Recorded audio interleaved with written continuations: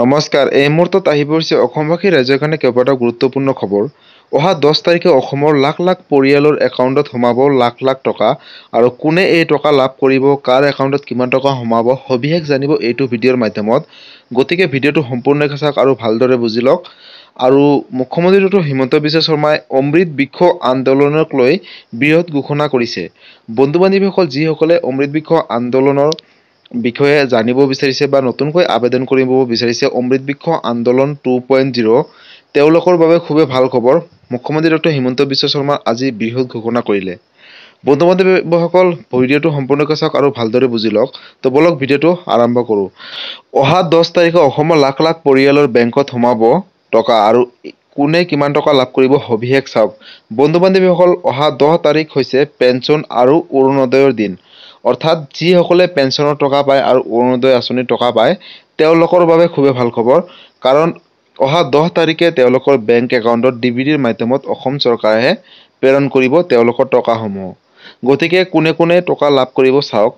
ইন্দিৰা মিৰি সাৰ্বজনীন বিধৱা পেঞ্চন আৰু দীনদয়াল দিব্যাংগজন সাহায্য আঁচনি এতিয়াৰে পৰা অৰুণোদয় আঁচনিৰ অন্তৰ্ভুক্ত কৰা হৈছে।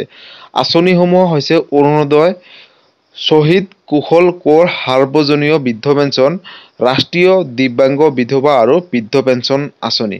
বন্ধু বান্ধৱীসকল, এইখিনি আঁচনিৰ অধীনত যিসকলে ধনসমূহ পাই আছিলে, তেওঁলোকক প্ৰতি মাহেকৰ 10 তাৰিখে তেওঁলোকৰ একাউণ্টত পোনপটীয়াকৈ ৰাজ্য চৰকাৰে 1250 টকাকৈ প্ৰেৰণ কৰিব। গতিকে অসমৰ লাখ লাখ পৰিয়ালৰ বেংকত সোমাব অহা 10 তাৰিখে 1250 টকাকৈ। যিসকল এই আঁচনিৰ অধীনত ধনসমূহ পাই আছিলে, তেওঁলোকৰ বাবে খুবেই ভাল খবৰ। কিন্তু মন কৰিবলগীয়া কথাটো হ'ল যে অৰুণোদয় আঁচনিক লৈ মুখ্যমন্ত্ৰী ডক্টৰ হিমন্ত বিশ্ব শৰ্মাৰ বৃহৎ ঘোষণা। বন্ধু বান্ধৱীসকল, যদি আপোনালোকে অৰুণোদয় আঁচনিৰ ধন অহা 10 তাৰিখে অৰ্থাৎ প্ৰত্যেক মাহৰ 10 তাৰিখে 1250 টকাকৈ লাভ কৰি আহিছে, তেন্তে আপোনালোকৰ বাবে খুবেই ডাঙৰ খবৰ। ভিডিঅ'টো বহুত জৰুৰী আপোনালোকৰ বাবে, সম্পূৰ্ণকৈ চাওক আৰু ভালদৰে বুজি লওক। বন্ধু বান্ধৱীসকল, যিসকলে অৰুণোদয় আঁচনি ধন পাই আহিছিলে, তেওঁলোকৰ বাবে খুবেই ডাঙৰ খবৰ।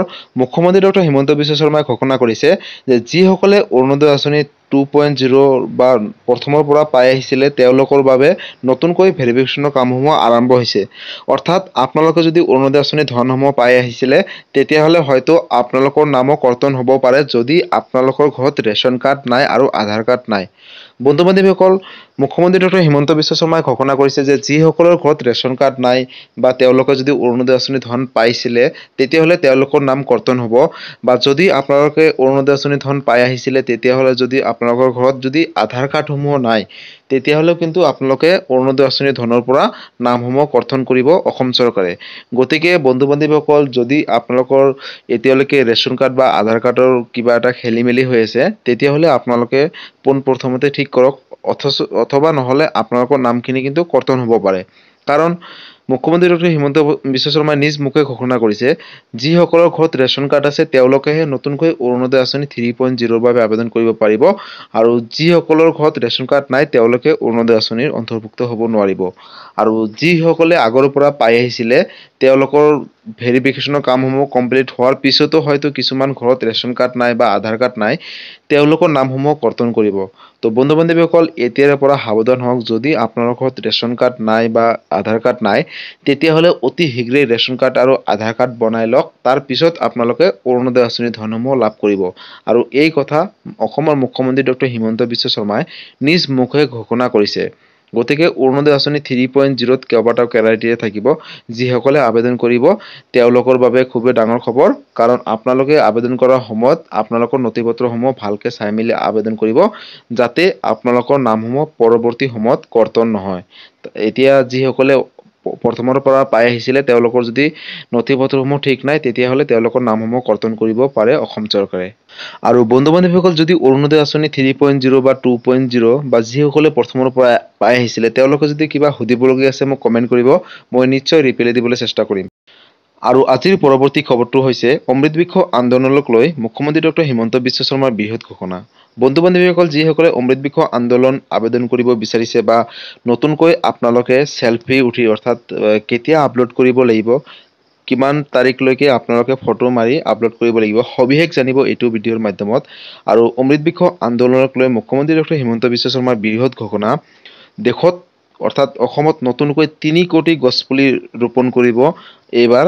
আৰু অমৃত বৃক্ষ আন্দোলন 2.0ক লৈ মুখ্যমন্ত্ৰী ডক্টৰ হিমন্ত বিশ্ব শৰ্মাৰ বৃহৎ ঘোষণা। গতিকে ভিডিঅ'টো সম্পূৰ্ণকৈ চাওক আৰু ভালদৰে বুজি লওক। তো বলক ভিডিঅ'টো আৰম্ভ কৰোঁ। ইয়াত চাওক, অসমৰ ৰাজ্যৰ দ্বাৰা বাণিজ্যিকভাৱে উপযোগী 3 কোটি গছপুলি ৰোপণ 1 তাৰিখৰ পৰা 15 আগষ্টৰ ভিতৰত 2024 চনৰ। মুখ্যমন্ত্ৰী ডক্টৰ হিমন্ত বিশ্ব শৰ্মাই ঘোষণা কৰিছে, অমৃত বৃক্ষ আন্দোলন 2.0ৰ অধীনত 3 কোটি গছপুলি ৰোপণ কৰিব আৰু এই ঐতিহাসিক পদক্ষেপত অংশগ্ৰহণ কৰক বুলিও ঘোষণা কৰিছে। অসমত অমৃত বৃক্ষ আন্দোলন 2023 চনৰ সফলতা। অসমৰ মুখ্যমন্ত্ৰী মহোদয়ে 2023 চনৰ 8 জুনত আৰম্ভ কৰা অমৃত বৃক্ষ আন্দোলনৰ প্ৰথমটো সংস্কৰণটোৱে ব্যাপক সফলতা লাভ কৰিবলৈ সক্ষম হৈছিল। এই সময়ছোৱাত 1.12 কোটিৰো অধিক বাণিজ্যিকভাৱে উপযোগী গছপুলি ৰোপণ কৰা হৈছিল আৰু ইয়াৰ 90%ৰো অধিক গছপুলি জীৱিত অৱস্থাত আছে বৰ্তমানলৈকে।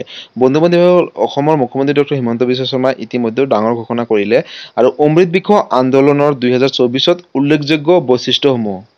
নতুনকৈ অমৃত বৃক্ষ আন্দোলন 2.0 কোনে কোনে আবেদন কৰিব পাৰিব প্ৰথমতে চাই লওক বা জানি লওক। হিতাধিকাৰীসকলৰ ভিতৰত আছে আত্মসহায়ক গোট। যিসকলে আত্মসহায়ক গোটত সোমাই আছে তেওঁলোকে 2.0 অমৃত বৃক্ষ আন্দোলন 2.0ৰ বাবে আবেদন কৰিব পাৰিব। আশা কৰ্মীসকলে আবেদন কৰিব পাৰিব। অংগনবাদী কৰ্মী, শিক্ষা অনুষ্ঠানৰ কৰ্মচাৰী, প্ৰতিৰক্ষা, অৰ্ধ সামৰিক বাহিনী, গাঁওৰক্ষী বাহিনীকে ধৰি আৰক্ষী বাহিনীৰ লোক, চাহ বাগিচা, চাহ শ্ৰমিক, কৰ্মচাৰী, কৃষক, FPO, FPC, বেচৰকাৰী সংস্থাৰ কৰ্মচাৰী, চৰকাৰী বিষয়া কৰ্মচাৰী আৰু পৰিৱেশ সচেতন নাগৰিকে অমৃত বৃক্ষ আন্দোলন 2.0ৰ বাবে আবেদন কৰিব পাৰিব। তো বন্ধু-বান্ধৱীসকল, যদি আপোনালোকে আবেদন কৰিব বিচাৰিছে আৰু আপোনালোকে যদি এইখিনি লিষ্টৰ ভিতৰত হয়, তেতিয়াহ'লে আপোনালোকে নিশ্চয় অমৃত বৃক্ষ আন্দোলন 2.0ৰ বাবে এজন যোগ্য হিতাধিকাৰী হ'ব আৰু অমৃত বৃক্ষ আন্দোলন আবেদন কৰিব পাৰিব। আৰু চলিত মাহৰ জুলাই মাহৰ 30 তাৰিখৰ পৰা 12 আগষ্ট 2024 লৈকে গছপুলিসমূহ বিতৰণ কেন্দ্ৰত পোৱা যাব আৰু যোৱা জুলাই মাহৰ পৰা 30 তাৰিখৰ পৰা 12 আগষ্টৰ ভিতৰত আপোনালোকে গছপুলিসমূহ য'ৰ পৰা বিতৰণ কৰে, অৰ্থাৎ কেন্দ্ৰত গৈ আপোনালোকে বিনামূলীয়াকৈ আনিব পাৰিব।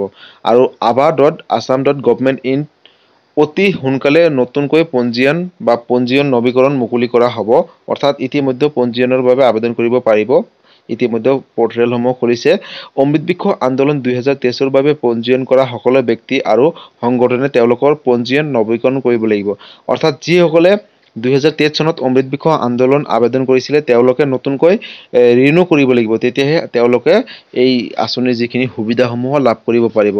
বন্ধু-বান্ধৱীসকল, যদি আপোনালোকে অমৃত বৃক্ষ আন্দোলনত প্ৰথমৰ পৰাই আবেদন কৰিছিলে আৰু যিখিনি সা-সুবিধাখিনি পাই আহিছিলে, তেতিয়াহ'লে আপোনালোকে নতুনকৈ ৰিনিউ কৰিব, তেতিয়াহে আকৌ নতুনকৈ ধনসমূহ পাই থাকিব বা যিখিনি সুবিধা পাই থাকিব। আৰু 2024 চনৰ 1 আগষ্টৰ পৰা 15 আগষ্টলৈকে aba.assam.government.in বা অমৃত বৃক্ষ আন্দোলন মোবাইল এপত গছপুলি ৰোপণৰ ফটো আপলোড কৰিব লাগিব। আৰু যিসকলে নতুনকৈ পঞ্জীয়ন কৰিব বা যিসকলে আগৰ পৰাই পঞ্জীয়ন কৰিছে তেওঁলোকে কিন্তু 1 আগষ্টৰ পৰা 15 আগষ্টৰ ভিতৰত অমৃত বৃক্ষ আন্দোলনৰ এপত গৈ নিজৰ চেলফি ফটো উঠি আপলোড কৰিবলৈ হিমন্ত বিশ্ব শৰ্মাই ঘোষণা কৰিছে। তেওঁলোকক জাননী পত্ৰ প্ৰেৰণ কৰিছে। আৰু হিতাধিকাৰীসকলে গছপুলি ৰোপণৰ আলোকচিত্ৰ আপলোড কৰিবলৈ জিলাৰ নিৰ্দিষ্ট মোবাইল এপ 25 জুলাই 2024 পৰা ডাউনলোড কৰিব পাৰিব। আৰু 25 জুলাইৰ ভিতৰত, অৰ্থাৎ যোৱা 25 জুলাইৰ ভিতৰত আপোনালোকে হয়তো এই এপটো ডাউনলোড কৰিছে আৰু ইতিমধ্যে আপোনালোকে সেই এপৰ জৰিয়তে আপোনালোকৰ ফটো বা চেলফিসমূহ আপলোড কৰিব পাৰিব।